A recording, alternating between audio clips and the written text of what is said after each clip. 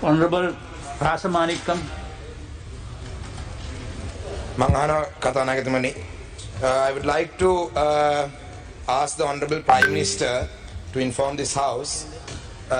Number one, the total number of political prisoners in the country and the number of camps they are detained in. Number two, why expedited measures have not been taken yet with regard to their release. Number three, the number of lands occupied by the security forces in each district across the country. And number four, the number of private lands and the lands of the government officers controlled by the security forces. If not, why?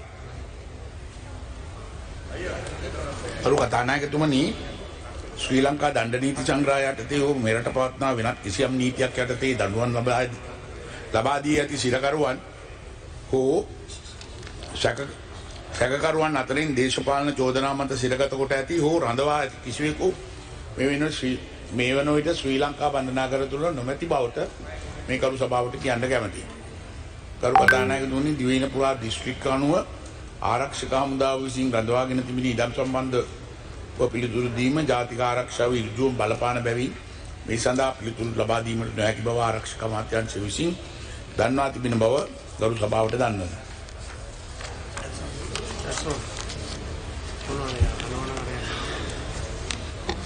මගේ පළවෙනි අතුරු ප්‍රශ්නය තමයි my first question is Honorable Prime Minister, there are people who have been in custody since the time even before I was born.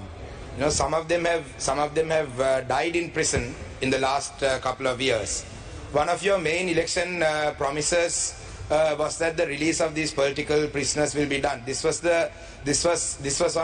done in the canvassing campaigns that was done in the north and the east. And even Honorable Namal Rajapaksa, when he was released from remand prison, had mentioned that these political prisoners need to be released. At the same time, I need to place it on record that JVP, during the JVP insurrection, people who were arrested were given general amnesty. And also, the Honorable Johnson Fernando mentioned the other day that Pullian was a political prisoner. He was not a political prisoner. He was under arrest for the murder, as charged for murder under suspicion of Joseph Parraj Singham. And at the same time, people have been given pardoned. Sergeant Sunil Ratnayaka, who was he was charged with murder and sentenced, and he was pardoned. So why aren't these some of these people? These cases haven't still even been filed, right? They are still being held without they are still being detained without charges being filed. As you may have been aware, we had a campaign called Pottuvil to Polikandi from the 3rd to the 7th last week, and one of the primary requests that were put forward by the people who joined this protest was the release of these political prisoners. And in Kilnochi, there were some people who were relatives of people who had surrendered to the army during the last days of the war in the Wattuwal Palam. And along with them, there were parents of people who were arrested during November 27th last year for posting photos on Facebook. So their genuine concern was that the people who were arrested back in the day and the people who surrendered to the army in 2009, all of them were taken by the armed forces. Likewise, now in November 27th, there were nearly 40 odd youngsters who were arrested for posting photos on Facebook and so on and so forth. And now they are still, no charges have been filed against them as well. So naturally, there is a concern that in a few years, that these boys could also be missing because these people were arrested. So my question is, why is there two laws? I mean, why is there two laws, one law for different people, and why aren't these cases being expedited? So we can, I mean, sir, you know, as the Prime Minister, I know that you have the capacity to do it and you are genuinely concerned about these people. I would like to see that as the Prime Minister of this country, that you take some action against this because you are the only one who can do this. And we have 100% faith in you, and this was the election promise that was put forward. And it wasn't just TNA that's asking for this. The march, the Pottuvil to Polikandi march that happened, nearly 100,000 people joined this, and one of the main slogans, one of the main requests was the political prisoners. Likewise, even with the Easter attacks, there are people who have been detained for almost 2 years with no cases being filed against them. So I would like to, my first question is, sir, what is happening to them? Are they going to be released, or are they going, because now election has been won, you got 2/3, presidential election was won, these things were used for politics. Are you all going to hold these people in prison just for political mileage, or is there a plan? That's my first question, sir.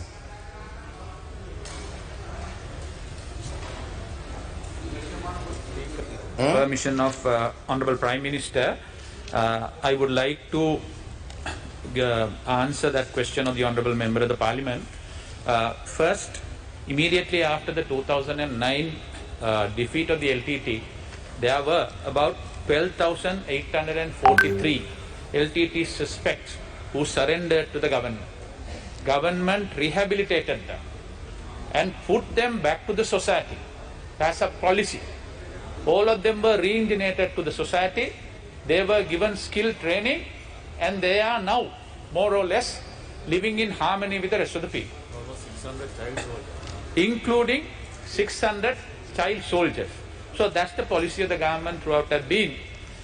As the Honorable Prime Minister very clearly explained, there are no political prisoners in this country detained anywhere. But there are few people who have been detained or their cases are pending, charged under Prevention of Terrorism Order. I would like to bring it to the attention of the Honourable Speaker and also the Honourable Member of the Parliament. I submitted that list consequent to a question raised by Honourable Suren Raghavan few days ago. I will resubmit that and give you a copy of that. All those people who have been either detained or their cases are pending, for your information. And furthermore, Honourable Member, on the direction of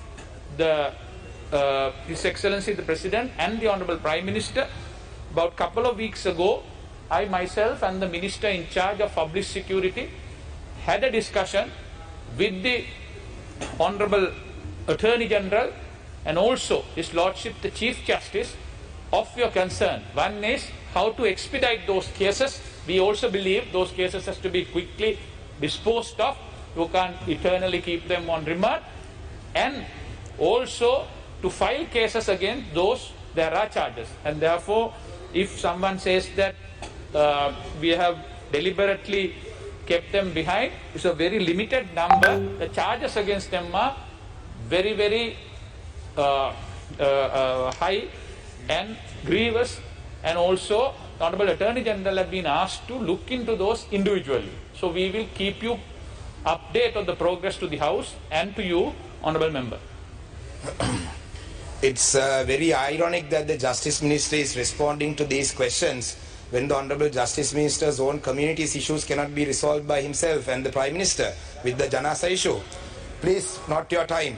So my also one of the grievous concerns, you said that it was very serious concerns that they are detained against.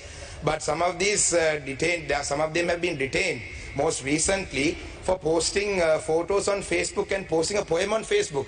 I am very shocked that that's a grievous crime. So I would like to move on to my second question. You know, while we were going through the protest from Pothuil to Poligandi, while we were going through Mullaitivu, Mana, Kilnochi, it was very evident that there were so many military camps. The number of military camps, the Prime Minister has said that he is unable to disclose the information due to security concerns. I understand that.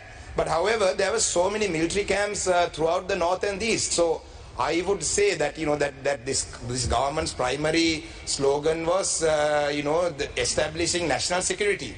So if this government is able to establish national security, I wonder why there is such a need for so many camps. But at the same time, why aren't we worried about setting up some camps in Colombo and Hambantota?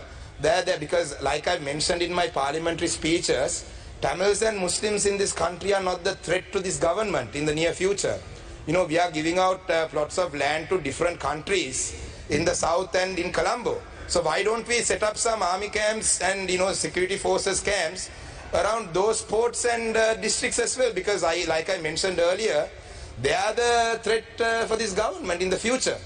I'm sorry if I'm offending anyone by saying this, but these are all concerns, not just by mine, right? These are not questions that I'm asking for myself. I don't have any family or friends who are political prisoners who are affected by this. Because even in Batiklo district, there are in Kalawanchikudi, even the divisional secretary's office, even the divisional secretariat's office, and also like the irrigation department's office, even those. Here, I will ask my question. This house wastes a lot of time on random stuff. There are a lot of people wasting time on random things. These are questions that are genuine questions that are of the people, right? You mind your own business, right? This is not, you're not the Prime Minister. So my question is, please, right? Your people who want to be the Prime Minister of this country can talk. I am asking this question from the Prime Minister. Mr. Surendra Raghun is not a Prime Minister. You are not a Prime Minister. So my question. Let me finish my question. Order, please. I will. Don't waste my time. Don't waste the time of this house. This house wastes a lot of time on unnecessary issues every day. Right? I have observed that there are so many unnecessary things. Yeah. I get this opportunity once a year maybe. We only get the opportunity to ask the Honorable Prime Minister a question once a year maybe, because the opposition, there's only one. Just mind your business, Surendra Raghavan. You have been appointed on the national list for this, right? You're barking because you got the national list. Just mind your own business. I'm not here on the national list. I have been elected by public. Right? You are just trying to build up you're just trying to build your political career. I have already been elected to parliament by votes. Now, unlike you, I didn't come on the national list. I was elected. So let me finish my question. Sir, ඒක තමයි sir මේ sir මෙයාට කෑ ගන්න එපා කියන්නේ sir. So my question is, sir. Please. Statement, just tell us what is your question. Sir, I can't finish my question, sir. Yeah, thank you. Listen to the sir. So, sir, the question is, will these private lands and will these lands that are occupied by the security forces, the government lands and the state buildings like irrigation department, DSO, even in Kalawanchikudi, right? Will they ever be released, or are we going to hold on to them just so that we show the South that there is some major national security threat in the north and this which is not there? That's my question. You work enough for your nationalist men. ගරු කතානායකතුමනි, අද වෙනකොට යුද්ධෙන් පසු අද වෙනකොට 97ක් land එක private සහ government land එක දැනටමත් දීලා තියෙනවා. 97ක් ලෑන්ඩ් දීලා තියෙනවා. ඉතින් එතකොට ඊට පස්සේ ජාතික ආරක්ෂාව වෙනුවෙන් තමයි ඉතුරු ඒවා තියාගෙන ඉන්නේ. ඉතින් ඒක නිසා ජාතික ආරක්ෂාව ඔබතුමාට ක්වෙස්චන් කරන්න බෑ. ඒක ඇවිල්ලා ආරක්ෂක අමාත්‍යාංශය මගින් බුද්ධිතොරතුරු මගින් අරන් තියෙන පණිවිඩ ඒ අනුව තමයි. නමුත් දැනට 96ක් 95ක් සහ 96ක් අතර සීලම ඉඩම් දීලා තියෙනවා අනිත් නිලධාරීන්ට සහ පුද්ගලික සහ රජයේ ඉඩම් ලබා දීලා තියෙන එකකින්ද ඒ වගේ අසත්‍ය ප්‍රකාශ ඔබතුමා මේ සභාවේදී කරන්න එපා. කොහොම ස්තුතියි. කෝකිලා Gunawardena මෙතිණිය.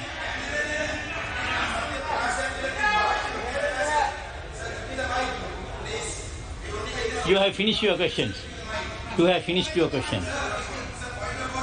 Yes, Ras.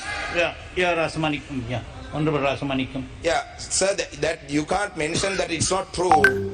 There are lands. You just came into the house. You just walked in. You didn't listen to the entire question, right? Right? So don't say that I'm lying. Okay, so sir, that's it. Thank you, sir. I just wanted to make my point that I wasn't lying. That he just walked in. He didn't even listen to the entire question, sir. That's it. Thank you. Thank you. Yeah, Honorable Lansa. Yeah. Point of order. ගරු කතානායකතුමනි, ඔබතුමාගේ අවධානය සඳහා මම මේ අවස්ථාව උපයෝග කරගන්නවා කියන්න විශේෂයෙන් පාර්ලිමේන්තුවේ ගරු අග්‍රාමාත්‍යතුමාගෙන් අසන ලබන ප්‍රශ්න පිළිබඳව නවක